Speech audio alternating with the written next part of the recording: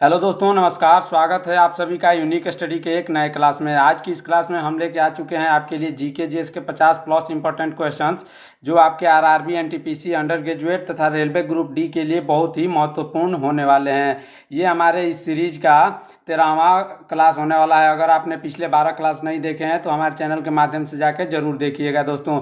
अगर आपने इस सीरीज को पूरा कंप्लीट कर लिया तो आपको आरआरबी, एनटीपीसी, अंडर ग्रेजुएट तथा ग्रुप डी में एक भी क्वेश्चन बाहर से नहीं आने वाले हैं। इसी सीरीज से सारे क्वेश्चंस आने वाले हैं, तो इसको सीरीज को पूरा जरूर देखिए। तो चलिए शुरू करते हैं बिना किसी देरी के अपने पहले क्वेश्चंस के साथ। हमारा पहला क्वेश्चन है दोस्तों, भारतीय संविधान के मौलिक अधिकारों का संरक्षक कौन है। भारतीय संविधान के मौलिक अधिकारों का संरक्षक दोस्तों न्यायपालिका है। कौन? न्यायपालिका। इसका सही आंसर होगा ऑप्शन नंबर बी। चलिए बढ़ते हैं अगले क्वेश्चन की तरफ। हमारा अगला क्वेश्चन है, भारत में स्थानीय स्वशासन का जनक किसे कहा जाता है। भारत में स्थानीय स्वशासन का जनक दोस्तों लॉर्ड रिपन को कहा जाता है। किसको? लॉर्ड रिपन, यानी ऑप्शन नंबर बी। चलिए बढ़ते हैं अगले क्वेश्चन की तरफ। हमारा अगला क्वेश्चन है दोस्तों, भारत को डोमिनियन स्टेट कब मिला। डोमिनियन स्टेट भारत को 1947 में मिला। कब? 1947। इसका सही आंसर हो जाएगा ऑप्शन नंबर सी। चलिए बढ़ते हैं अगले क्वेश्चन की तरफ। हमारा अगला क्वेश्चन है, भारतीय संविधान में कुल कितने मौलिक कर्तव्य हैं।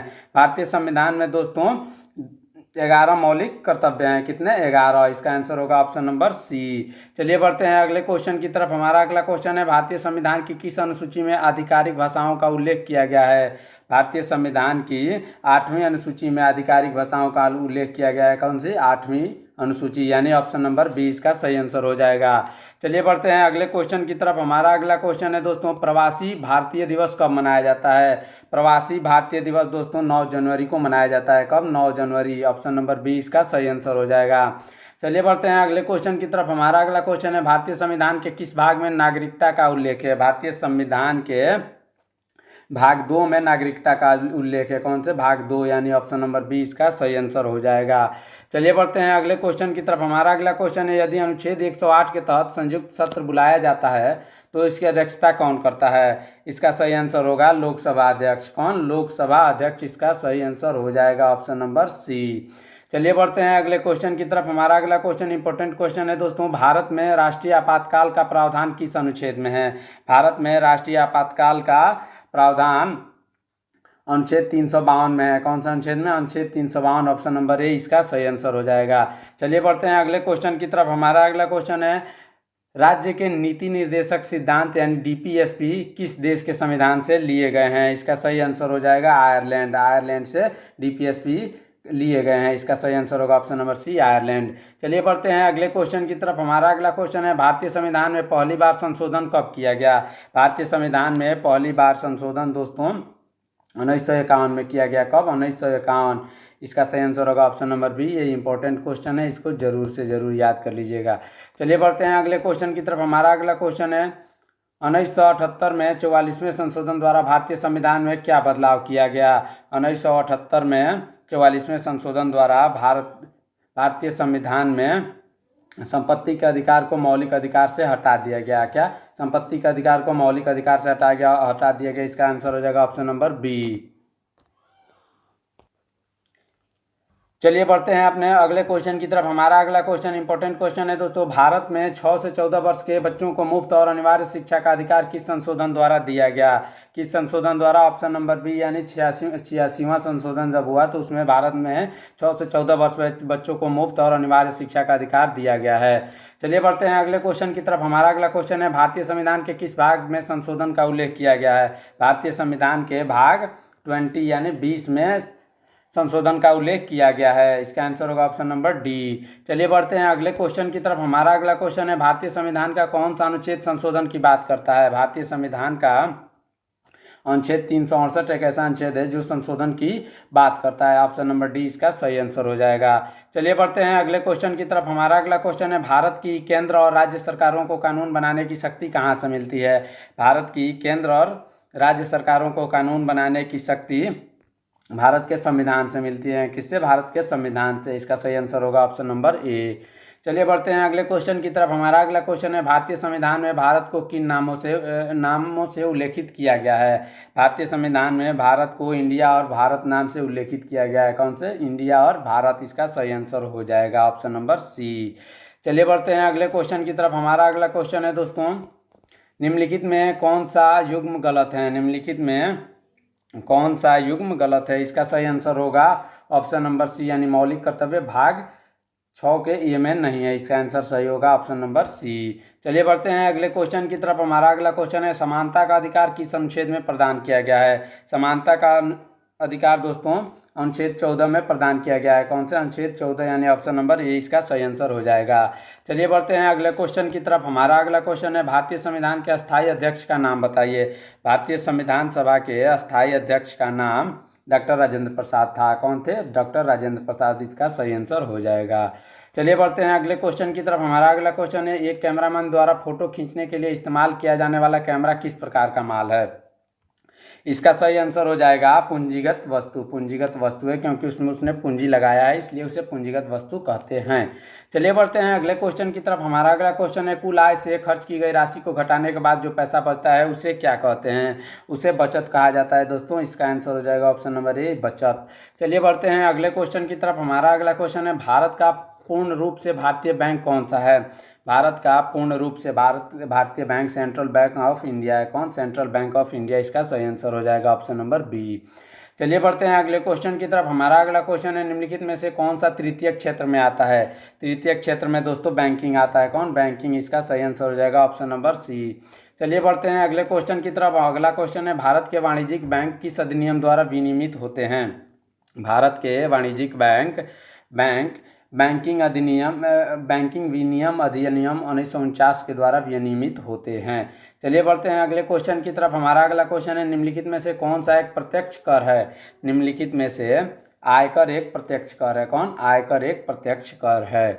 चलिए बढ़ते हैं अगले क्वेश्चन की तरफ। हमारा अगला क्वेश्चन है दोस्तों, हमारा अगला क्वेश्चन, भारतीय रिजर्व बैंक की स्थापना कब हुई या आरबीआई की स्थापना कब हुई? इसका सही आंसर हो जाएगा दोस्तों ऑप्शन नंबर बी, 1935 में भारतीय रिजर्व बैंक की स्थापना हुई थी। 1935 इसका सही आंसर हो जाएगा।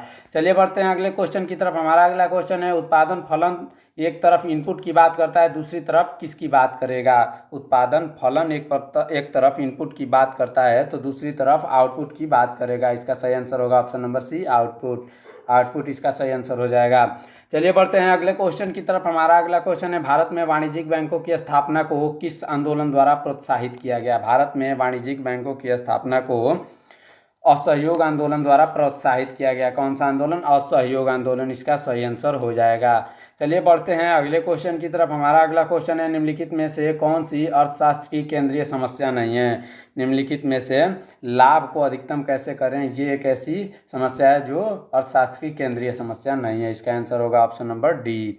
चलिए बढ़ते हैं अगले क्वेश्चन की तरफ। हमारा अगला क्वेश्चन है, निम्नलिखित में से किसे पेपर गोल्ड कहा जाता है? क्या? पेपर गोल्ड किसे कहा जाता है? इसका सही आंसर होगा विशेष आहरण और अधिकार, यानी एसडीआर को, विशेष आहरण अधिकार को पेपर गोल्ड कहा जाता है। इसका आंसर होगा ऑप्शन नंबर सी। चलिए बढ़ते हैं अगले क्वेश्चन की तरफ। हमारा अगला क्वेश्चन है, भारतीय रिजर्व बैंक का राष्ट्रीयकरण कब हुआ? भारतीय रिजर्व बैंक का राष्ट्रीयकरण दोस्तों 1 जनवरी 1949 को हुआ। 1 जनवरी 1949 को राष्ट्रीयकरण हुआ था। चलिए बढ़ते हैं अगले क्वेश्चन की तरफ। हमारा अगला क्वेश्चन है, किसानों को सहायता देने के लिए सरकार द्वारा क्या घोषित किया जाता है? किसानों को सहायता देने के लिए सरकार द्वारा न्यूनतम समर्थन मूल्य यानी एमएसपी घोषित किया जाता है। इसका सही आंसर होगा ऑप्शन नंबर बी। चलिए बढ़ते हैं अगले क्वेश्चन की तरफ। हमारा अगला क्वेश्चन है, यदि किसी वस्तु का उत्पादन मुख्य रूप से प्राकृतिक तरीके से हो रहा है तो उसे आप किस श्रेणी में रखेंगे? प्राकृतिक रूप से अगर हो रहा है तो उसे हम प्राथमिक क्षेत्र में रखेंगे, प्राथमिक श्रेणी। इसका आंसर होगा ऑप्शन नंबर ए। चलिए बढ़ते हैं अगले क्वेश्चन की तरफ। हमारा अगला क्वेश्चन है, आरबीआई अधिकतम कितने रुपए तक का नोट जारी कर सकता है? आरबीआई अधिकतम 10,000 रुपये तक का नोट जारी कर सकता है। ये इंपॉर्टेंट क्वेश्चन है दोस्तों, आप इसको मार्क कर लीजिएगा। चलिए बढ़ते हैं अगले क्वेश्चन की तरफ। हमारा अगला क्वेश्चन है दोस्तों, तराइन का पहला युद्ध कब हुआ? तराइन का पहला युद्ध 1191 में हुआ था। कब? 1191 में तराइन का पहला युद्ध हुआ था। चलिए बढ़ते हैं अगले क्वेश्चन की तरफ। हमारा अगला क्वेश्चन है, मुगल साम्राज्य की स्थापना कब हुई? मुगल साम्राज्य की स्थापना दोस्तों, मुगल साम्राज्य की स्थापना 1526 ईस्वी में हुई थी। इस आंसर ऑप्शन नंबर ए इसका सही आंसर हो जाएगा। चलिए बढ़ते हैं अगले क्वेश्चन की तरफ। हमारा अगला क्वेश्चन है, खानवा का युद्ध कब हुआ? खानवा का युद्ध दोस्तों 1527 ईस्वी में हुआ था, इसलिए इसका आंसर हो जाएगा ऑप्शन नंबर बी, इसका सही आंसर हो जाएगा। चलिए बढ़ते हैं अगले क्वेश्चन की तरफ। हमारा अगला क्वेश्चन है चंदेरी का युद्ध कब हुआ। चंदेरी का युद्ध दोस्तों 1528 ईस्वी में हुआ था। कब हुआ था? 1528, इसका सही आंसर हो जाएगा ऑप्शन नंबर सी। चलिए बढ़ते हैं अपने अगले क्वेश्चन की तरफ। हमारा अगला क्वेश्चन है चौसा का युद्ध कब हुआ। इंपॉर्टेंट क्वेश्चन है दोस्तों, ये चौसा का युद्ध इंपॉर्टेंट क्वेश्चन है। चौसा का युद्ध दोस्तों 1539 ईस्वी में हुआ था। कब? 1539, इसका सही आंसर हो जाएगा ऑप्शन नंबर ए। चलिए बढ़ते हैं अगले क्वेश्चन की तरफ। हमारा अगला क्वेश्चन है हल्दी घाटी का युद्ध कब हुआ था। हल्दी घाटी का युद्ध दोस्तों 1576 ईस्वी में हुआ था। कब? 1576 ईस्वी में, इसका सही आंसर होगा ऑप्शन नंबर सी। चलिए बढ़ते हैं अगले क्वेश्चन की तरफ। हमारा अगला क्वेश्चन है प्लासी का युद्ध कब हुआ। प्लासी का युद्ध दोस्तों 1757 ईस्वी में हुआ था। कब? 1757 ईस्वी में। चलिए बढ़ते हैं अगले क्वेश्चन की तरफ। हमारा अगला क्वेश्चन है पानीपत का दूसरा युद्ध कब हुआ। पानीपत का दूसरा युद्ध 1556 ईस्वी में हुआ था। कब? 1556 ईस्वी में। पानीपत का पहला युद्ध कब हुआ था, आप हमें कमेंट करके जरूर बताइएगा दोस्तों। चलिए बढ़ते हैं अगले क्वेश्चन की तरफ। हमारा अगला क्वेश्चन है बक्सर का युद्ध कब हुआ। बक्सर का युद्ध दोस्तों 1764 ईस्वी में हुआ था। कब? 1764 ईस्वी, इसका सही आंसर हो जाएगा ऑप्शन नंबर बी। चलिए बढ़ते हैं अगले क्वेश्चन की तरफ। हमारा अगला क्वेश्चन है दिल्ली किस नदी पर स्थित है। दिल्ली यमुना नदी पर स्थित है। कौन सी नदी पर? यमुना नदी पर स्थित है दिल्ली, इसका सही आंसर होगा ऑप्शन नंबर सी। चलिए बढ़ते हैं अगले क्वेश्चन की तरफ। हमारा अगला क्वेश्चन है दक्षिण भारत की सबसे ऊंची चोटी कौन सी है। दक्षिण भारत की सबसे ऊंची चोटी अनाईमुड़ी है। कौन? अनाईमुड़ी, इसका सही आंसर होगा ऑप्शन नंबर सी। चलिए बढ़ते हैं अगले क्वेश्चन की तरफ। हमारा अगला क्वेश्चन है कर्क रेखा भारत के किन दो पूर्वोत्तर राज्यों से होकर गुजरती है। कर्क रेखा भारत के त्रिपुरा और मिजोरम से होकर गुजरती है। किससे? त्रिपुरा और मिजोरम से होकर गुजरती है, इसका आंसर होगा ऑप्शन नंबर बी।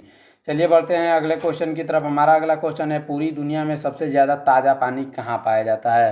पूरी दुनिया में सबसे ज़्यादा ताज़ा पानी बैकाल झील में पाया जाता है। कौन सी झील? बैकाल झील, इसका सही आंसर हो जाएगा ऑप्शन नंबर सी। चलिए बढ़ते हैं अगले क्वेश्चन की तरफ। हमारा अगला क्वेश्चन इंपॉर्टेंट क्वेश्चन है भारत में मानसून क्यों होता है। भारत में मानसून होता है दोस्तों हवाओं और मौसमी उलटफेर के कारण। कौन? हवाओं और मौसमी उलटफेर के कारण भारत में मानसून होता है। चलिए बढ़ते हैं अपने अगले क्वेश्चन की तरफ। हमारा अगला क्वेश्चन है इक्विनॉक्स का क्या अर्थ है। इक्विनॉक्स का अर्थ है दोस्तों जब दिन और रात बराबर होते हैं तो उसे इक्विनॉक्स भी कहते हैं। इस तरह आज का हमारा ये क्लास में 50 क्वेश्चन कंप्लीट हो चुका है। आगे और भी क्लास आने वाले हैं, तो इसलिए आप हमारे चैनल को सब्सक्राइब कर लीजिए ताकि जैसे ही आपका क्लास या वीडियो अपलोड हो आपके पास नोटिफिकेशन पहुंच जाए। चलिए मिलते हैं नेक्स्ट वीडियो में, तब तक के लिए रखिए अपना ख्याल। धन्यवाद। जय हिंद।